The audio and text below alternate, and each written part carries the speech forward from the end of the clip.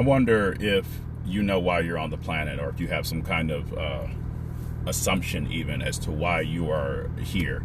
Like, can you think beyond your family? Can you think beyond simplicity? Can you see that there is a complexity to your existence that's more important than your children? Complexity to your family is present. I'm not saying that that your family is not important. I'm not saying that your children aren't important. What I'm saying is you are important, and your own specific personal reality is important, and your children's own specific personal reality is important. And it's also both of those things. Those personal realities are more important than your group consciousness that you create, that you call family. The blood thing that you talk about, the thing that you think is really important to you, that you take care of your family, that you pay for your children to have a good education. And then there's also the whole black thing, the whole, what do they call it? Critical race theory, super complicated name, which is so strange and weird, that we create things like that we think are going to help, and all they're doing is making everything more complicated. And so there's a difficulty with the way that you think from the beginning that you need to be more focused on, building more platforms, building more institutions and systems, spending more money, buying more things, creating more things, stuff is causing more complication over and over again. Simplicity is the key. So you're separate in your thinking process. You think that you're not me. You think that you're watching something on a screen rather than experiencing something within your mind. You're often believing in separation. And so since that is the normal thing, and there's only a small number of people who don't think like that on the planet right now, it's a little bit of a confusing thing. You can't have fun. You can't have expansive experiences as much as you are capable of. The life that you live, the life that you lead is just kind of confusing. Sometimes it's difficult. It doesn't feel good. You're sick. You're angry. You're confused. You're emotionally depressed. You're drunk. You want to smoke weed. You think you need to do ayahuasca or other things like that so you get breath work or stuff like that. You also create diseases because of separation consciousness. There's just all these different reasons why separation consciousness exists. So I come to this reality of the physical world and to creation of We Are Valuable Media to use my separation as a benefit, to separate myself in a moment from you and speak like this and hope that when I say you and I direct my attention toward somebody else or something else, that you recognize that I'm actually directing my attention toward me in wholeness, and that's what I want to experience, and that's what I want you to understand. So then that causes conversation, that causes communication, that causes confrontation, that causes enemies, and that causes friends, and that causes loved ones, and that causes expansion of consciousness, that causes health. It causes confusion on different levels. Things happen,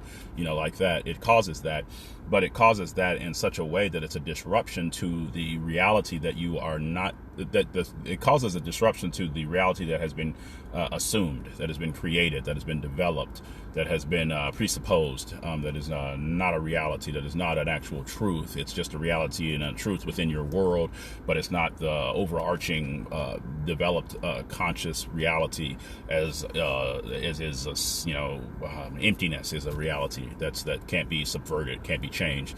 On some planes of existence, gravity is a thing. If you pick something up, drop it, boom, it's going to drop, that type of thing.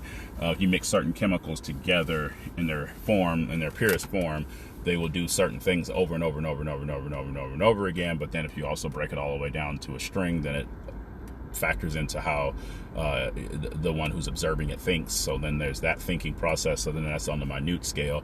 And then as it gets denser and denser into the physical reality, it starts to become a more difficult situation where you can't actually tell that the string is moving. You think that I'm black. And so there's a confusion that is developed, you see. So what I strive to do with this separation anxiety aspect of reality. As you call it separation anxiety when you say, oh, your dog is going to be sad because you go to work for 8 hours, you come back and the dog is all confused, doesn't know what's going on, thinks you don't love them, or they're not getting enough attention, or a baby, husband, whatever, that type of thing. You call that separation anxiety. Separation anxiety actually happens within your own heart. It happens within your spiritual consciousness, with your misunderstanding of what I'm talking about, the truth, the reality, the focus, the elevation of consciousness, the wholeness, the continuation of fulfillment of reality, the often depthful thing that you miss. That truth, that deep down, that thing that can't be subverted, it can't be eliminated. There's names, there's words I'm trying to use, but it doesn't matter. You see the image of the emptiness. You feel the process, the experience of the fulfillment of wholeness within your own heart. So when you feel like you're not me, then you don't know that there's emptiness. That emptiness is all that really is, and all that really exists is this space. And everything else about the thing that we call space, the thing that we call reality, all that other stuff is a creation. You make it up.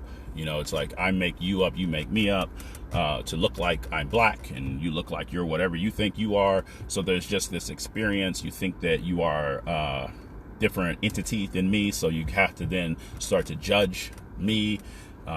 So again, coming away from that experience, dropping back and saying that you are another myself, namaste. I see the divinity within you, and it salutes you as the divinity within me salutes me. And so there is this connection where we are divine together. We are present. We are one. We are whole. And so there is no separation, there's no distance. But in the belief of this is a screen and you're watching it on your computer or your phone, then that means, okay, now he's over there and I'm over here, so we must be separate. So that's not true. That is a factor, that's a tool that we're using, but it's not like the wholeness. It's a piece of what's going on. It's a thing that we're thinking about, and we create it over and over and over and over again. More thoughts create more things. So once you begin to release thoughts, you begin to separate yourself from thinking, and you begin to recognize that there's a thinking thing, and that thinking thing is not you. Then it's not really you. It's a product of itself. The thinking thing is a product in and of itself. And so when you start saying the unvaccinated, and you say, okay, we have to have mask mandates, and the unvaccinated or the black people are the ones who are dying more, and are something of that nature, or the people over 65 are dying from this virus. It's black people, people over 65, marginalized people. These words, these black community, this white community. It's a confusing situation when you keep thinking like that, or you keep hearing it. You hear somebody on the news keep saying it, or your family talks about it like that, and they say, oh, this person's doing this and this person's doing that, and nobody's doing anything to begin with. First of all, you are observing your own thoughts. That's what's actually happening. Nobody is doing anything. You are observing your own thoughts. And so once you stop thinking, then people stop doing, and people stop being these things that do stuff and that make things happen. And so the teacher in me comes and says, I have to stop the music. I have to get out of my car and walk around. And so I walk around, and then I get in contact with the energetic field that is present, that has been created by the majority of thoughts, the thinking. So the thinking is a thing. The thinking creates things all the time. So what are the things that you want to create? Do you want to create sickness? Do you want to create the unvaccinated or evil? Do you want to create the black community is worse off than the white community? Do you want to create that? Do you want to perpetuate that? Do you want that to exist? Then you should continue doing most of what most people are doing, which is talking about it like that. Say, oh, black people this, and oh, white people this, and Asian people this, and people who go to Yale this, and people who go to Harvard this, and people who go to St. Louis Community College this, and blah, blah, blah, blah, blah. So if you want to do that, people who wear watches, people who wear, chains, and people who wear necklaces or whatever you want to say, people who wear blue shirts, people who have beards, they do this, they do that, they're this, they're that, this is what they mean, this is who they are, blah, blah, blah, blah, blah. If you want to do that, say do that.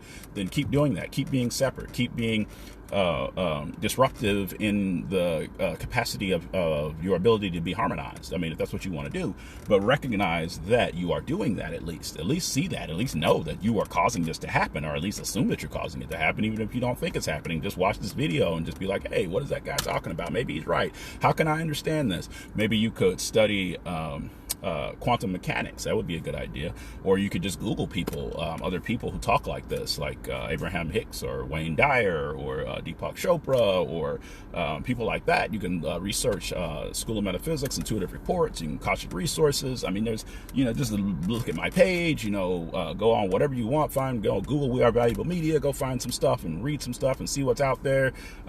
Conscious thinking, that type of thing, spirituality, just go research it and really do it for yourself, not for somebody else or not because I'm telling you to, but actually just do it for yourself so you can know, you can see, maybe what I'm talking about is useful to you. Maybe reincarnation is real. Or maybe it's important to you. Maybe it can be something that could be your tool that you use. I don't know what you necessarily need, but there's just things out there that you're missing because you are separating yourself from me. And so there are tools. All these things I'm talking about, these are just tools for you to find yourself, to recognize your own divinity, to be aware of the focus point that you are.